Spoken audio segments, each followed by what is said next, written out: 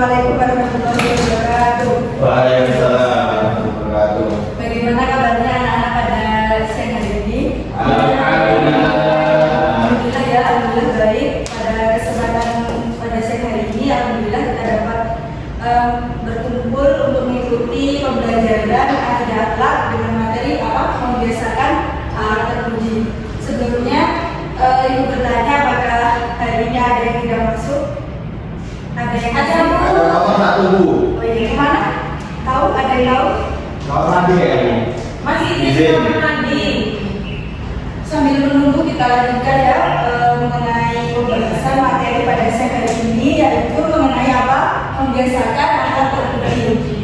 Nah, yang kita bahas pada pembelajaran akhlak terpuji kali ini yaitu 4 akhlak terpuji. Yang pertama yaitu ikhtiar, yang kedua yaitu tawakal, yang ketiga syukur, dan yang keempat yaitu ta'awun.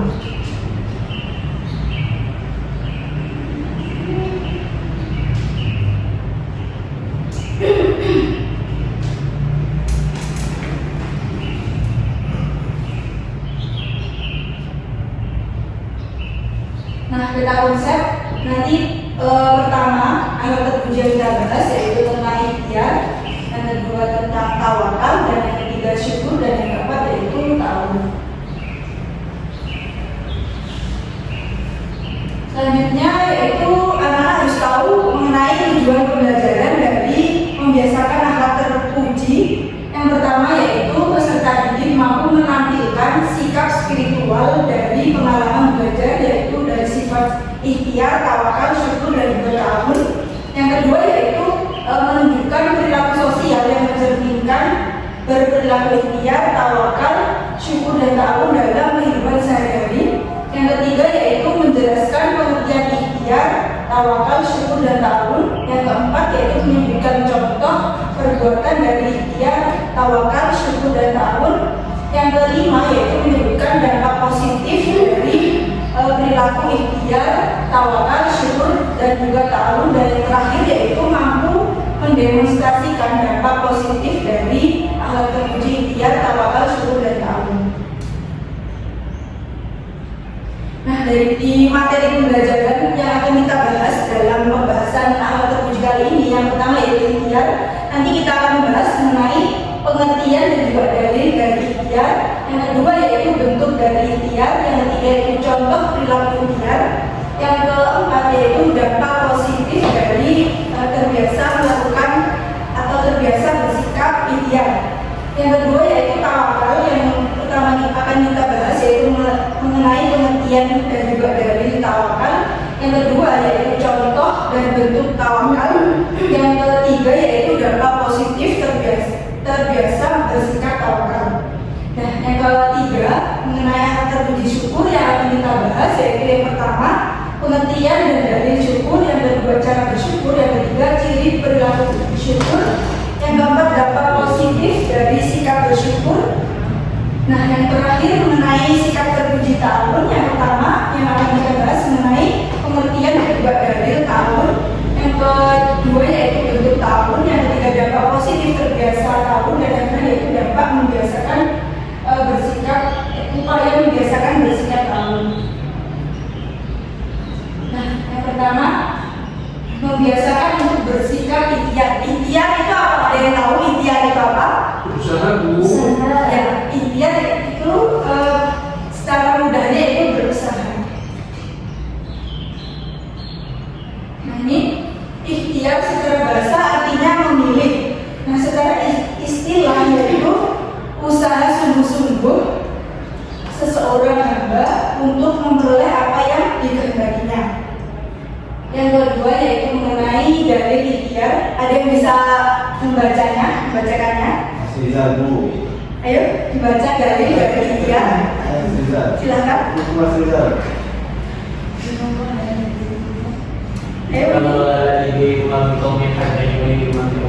Ya, nanti di akhir tolong dihafalkan mengenai dari ikhtiar yang membaca dari kelima bitomin atau kelima. Selanjutnya yaitu bentuk dari ikhtiar. Yang pertama yaitu bekerja keras. Salah satu bentuk kita itu berikhtiar yaitu dengan cara bekerja kebaikan. Dalam hal kebaikan apapun itu kita diharuskan untuk berikhtiar dengan cara bekerja keras semampu kita. Nah, selanjutnya yaitu rajin belajar. Nah, kita sebagai pelajar itu harus wajib berikhtiar dengan melakukan belajar atau rajin belajar agar apa yang disampaikan oleh guru agar ilmunya itu dapat kita serap dan juga kita amalkan dalam kehidupan. Selanjutnya itu semangat. Jadi bentuk ikhtiar yang ketiga yaitu semangat. Semangat tentunya dalam hal melakukan hal-hal kebaikan. Dan yang terakhir yang keempat yaitu tidak putus asa. Jadi orang yang berikhtiar itu tidak boleh berputus asa. Ketika ada kesulitan ataupun ketika ada cobaan harus semangat dan tidak berputus asa. Selanjutnya yaitu contoh perilaku ikhtiar. Nah ini mengendalikan waktu dengan baik. Jadi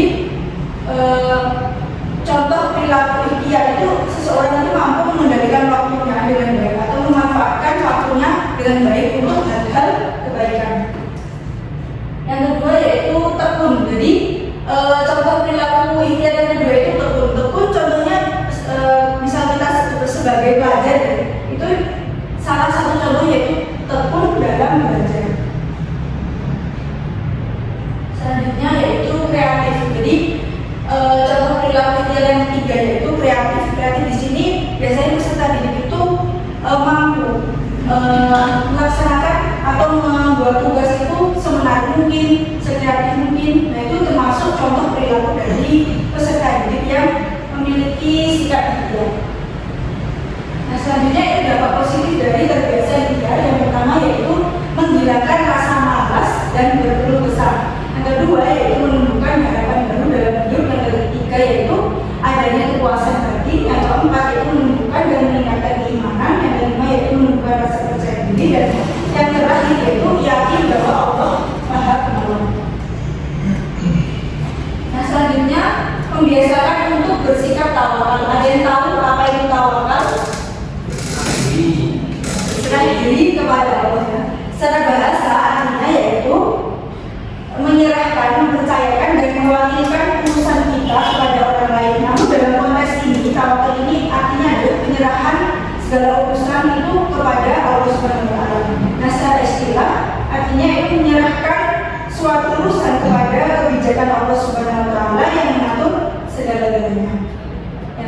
Selanjutnya yaitu dalil mengenai tawakal yaitu Bismillahirrahmanirrahim. Faiza azam tawakal Allah innallaha yuhibbul mutawakkilin.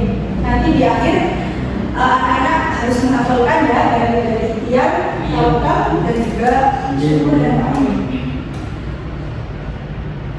Selanjutnya yaitu contoh dan bentuk bertawakal. Yang pertama yaitu sudah berusaha secara maksimal dalam melakukan kebaikan. Ketika kita melakukan kebaikan, kita harus mengusahakannya sebaik mungkin dan sebisa mungkin. Nah itu merupakan salah satu contoh dan bentuk kita ini sudah bertawakal. Yang kedua yaitu meningkatkan intensitas berdoa kepada Allah. Nah, setelah kita berusaha melakukan semaksimal mungkin dan sebaik mungkin, tugas kita setelahnya yaitu berdoa kepada Allah, menyerahkan segala urusan yang telah kita usahakan semaksimal mungkin tadi kepada Allah. Yang terakhir yaitu meyakini kekuasaan dan kehendak Allah adalah hal yang terbaik. Nah setelah kita berusaha berdoa, kita harus yakin apa yang sudah kita usahakan, apa yang sudah kita doakan. Nah nanti mengenai ketetapan ataupun apa yang sudah terjadi selanjutnya itu kita harus yakin bahwa itu merupakan kehendak dan juga kekuasaan dari Allah yang terbaik untuk kita. Nah selanjutnya itu dampak positif terbiasa tawakal. Yang pertama yaitu meningkatkan keyakinan dan juga keimanan. Yang kedua yaitu mengurangi beban pikiran. Yang ketiga yaitu adanya kepuasan batin. Yang keempat yaitu memperoleh ketenangan dan ketenteraman jiwa. Yang kelima mengurangi kejahatan dan tidak kriminal. Dan yang terakhir yaitu memperoleh keteguhan hati. Selanjutnya yaitu membiasakan untuk bersikap syukur. Ada yang tahu syukur itu apa? Syukur? Apakah syukur itu? Ya. Syukur secara bahasa artinya yaitu berterima kasih. secara istilah artinya yaitu memberikan pujian kepada Allah dalam berbagai bentuk ketaatan. Dalil dari syukur ini yaitu Bismillahirrahmanirrahim. Fadkuruni adkurkum washkuruli wala takfurun. Nah, selanjutnya yaitu 3 cara bersyukur. Yang pertama yaitu bilisan atau dengan lisan, yaitu dengan mengucapkan apa? Alhamdulillah. Yang kedua yaitu dengan perbuatan. Contohnya ketika kita mendapatkan kenikmatan, itu kenikmatan yang kita dapatkan tidak hanya untuk kita membagikan kepada orang lain. Itu termasuk cara bersyukur dengan perbuatan. Nah, selanjutnya dengan hati, itu seperti kita menjalankan apa yang telah diperintahkan oleh Allah dan menjauhi larangannya. Selanjutnya yaitu ciri perilaku bersyukur. Yang pertama yaitu tidak pernah mengeluh dalam hidupnya. Jadi apapun yang ditakdirkan oleh Allah untuk kita itu kita tidak boleh mengeluh dalam menjalaninya. Yang kedua yaitu selalu mengucapkan alhamdulillah bila mendapatkan nikmat dari Allah. Jadi ketika kita mendapatkan nikmat apapun itu, sekecil apapun itu, kita harus membiasakan untuk mengucapkan apa? Alhamdulillah. Yang ketiga yaitu mau berbagi kebahagiaan kepada orang lain bila ia telah mendapatkan rezeki dari Allah. Jadi kalau kita mendapatkan rezeki yang lebih itu kita harus membagikan atau kita harus berbagi kepada orang lain. Ya, yang selanjutnya yaitu selalu bersyukur atas nikmat dan karunia yang telah diberikan Allah SWT kepada dirinya. Nah, selanjutnya yaitu dampak positif berperilaku syukur. Yang pertama yaitu mendapatkan jaminan tambahan nikmat dari Allah. Jadi apabila kita bersyukur, Allah itu akan menjamin nikmat kita akan bertambah. Yang kedua yaitu mendapatkan ridho dari Allah. Yang ketiga yaitu terhindar dari sifat tamak atau apa? Tamak, ridho. Yang banyak juga sedikit. Yang terakhir yaitu memperoleh kepuasan batin.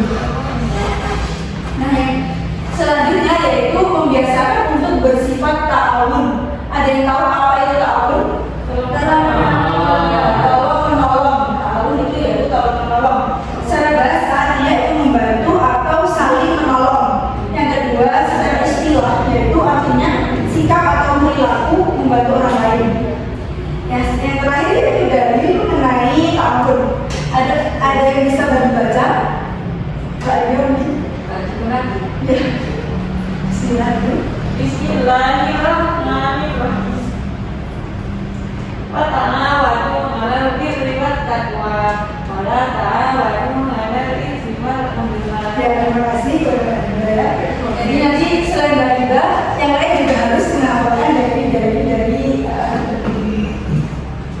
Nah, selanjutnya yaitu bentuk dari sikap ta'awun. Yang pertama yaitu meringankan beban orang lain. Contoh meringankan beban orang lain ini adalah ketika ada saudara kita yang terkena musibah, kita harus memberi bantuan atau pertolongan semampu kita dan sebisa kita.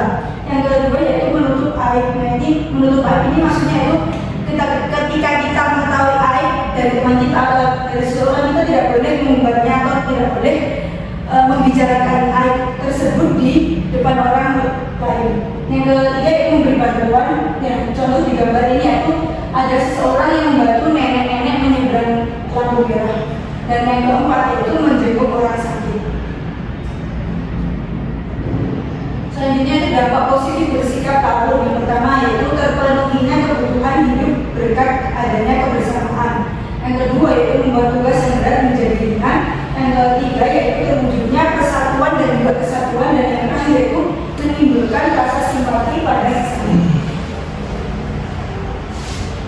Selanjutnya yaitu upaya membiasakan bersikap ta'awun. Yang pertama yaitu menyadari bahwa setiap manusia itu mempunyai kelebihan dan kekurangan. Yang kedua yaitu membiasakan mengedepankan kepentingan bersama daripada kepentingan pribadi. Yang ketiga yaitu menyadari bahwa kondisi manusia itu lemah dan tidak bisa hidup sendiri. Atau kita itu disebut makhluk apa? Sosial. Ya, makhluk sosial. Dan yang terakhir yaitu membiasakan melihat potensi diri baik dari segi keilmuan maupun dari segi materi. Jadi tahun di sini tidak melulu mengenai materi. Jadi kita bisa bertenaga, bisa lewat ilmu yang kita punya. Nah, tadinya itu video pembelajaran mengenai keempat ahli ketiga. Yang pertama ini contoh sikap ikhtiar.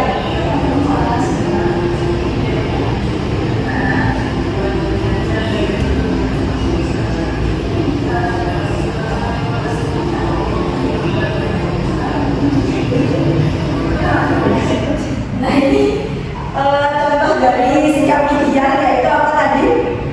Ketika sebelum kita mau puasa itu dari kita salah belajar.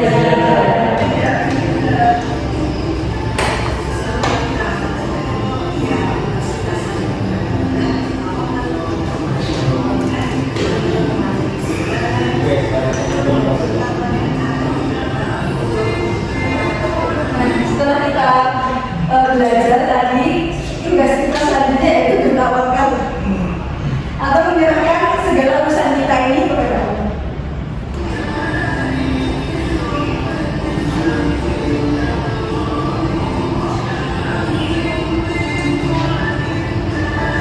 Nah ini ekspresi ketika tadi kan sudah berusaha, terus sudah bertawakal, yang tadi mendapatkan nilai bagus, akhirnya kita apa?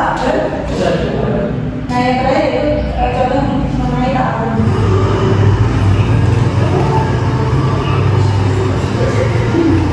Ini ketika ada seseorang yang dihilangkan sadarnya di masjid.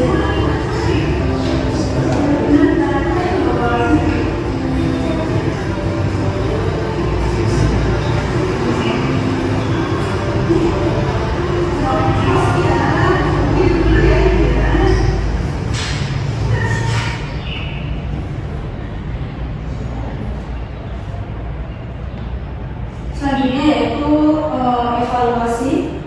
Ini nanti linknya bisa diakses nanti dikirim di grup.